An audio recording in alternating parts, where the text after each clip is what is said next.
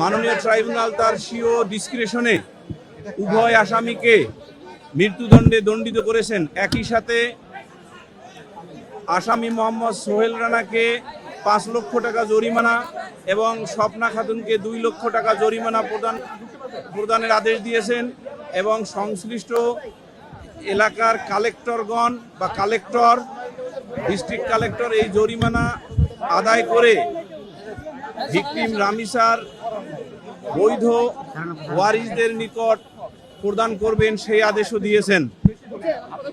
এবং আদালত তার ফাইন্ডিংসে ক্লিয়ারলি বলেছেন যে ডাক্তার তার সাক্ষ্যে অর্থাৎ অটোপসি রিপোর্ট যিনি দিয়েছেন সেই অটোপসি রিপোর্টে ডাক্তার ক্লিয়ারলি উল্লেখ করেছেন যে ভিকটিম রামিসা আক্তারের দেহে ধর্ষণের আলামত পেয়েছেন এবং যার কারণে তিনি সকল সাক্ষ্য বিশ্লেষণ করে এই সিদ্ধান্তে উপনীত হয়ে রায় দিয়েছেন। এবং আমরা প্রসিকিউশন পক্ষে রায়ে সন্তুষ্ট এবং আমরা এই রায় এর ক্ষেত্রে ধন্যবাদ জানাই সদাশয় সরকারের মাননীয় প্রধানমন্ত্রী, হোম মিনিস্টার এবং ল মিনিস্টার মহোদয়কে।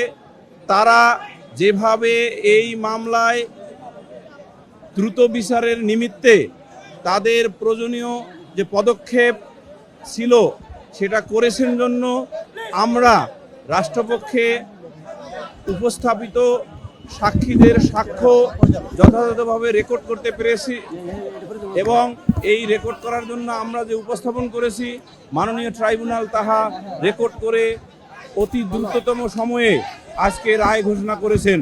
এবং এই রায়ে আবারও আমরা বলি আমরা প্রসিকিউশন পক্ষ সন্তুষ্ট।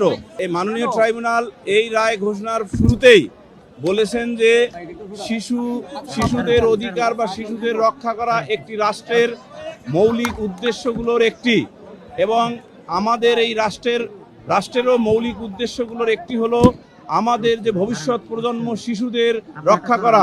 আমাদের সংবিধানের আর্টিকেল 31-এর দিকে তাকাবেন, ওখানে 18টা মৌলিক অধিকারের মধ্যে আর্টিকেল 31 হলো একমাত্র আর্টিকেল বা ফান্ডামেন্টাল রাইট যেটাকে বলা হয়েছে ইনএলিয়েনেবল।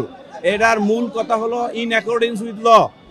এই মামলার পরবর্তী কার্যক্রম হাইকোর্ট বিভাগে যাবে, আপিল বিভাগে যাবে এবং পরবর্তী পর্যায়ে রাষ্ট্রপতির নিকট যাবে কিনা সেটার এই যে প্রসেস, এটা হলো ইন অ্যাকর্ডেন্স উইথ ল।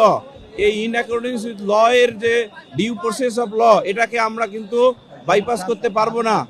এবং রাষ্ট্র হিসেবে সভ্যতার নিরিখে আমরা যে রাষ্ট্রে বসবাস করতেছি, যে রাষ্ট্রের আইনগত কাঠামো আছে সেই কাঠামোকে কিন্তু আমরা বাইপাস করতে পারবো না।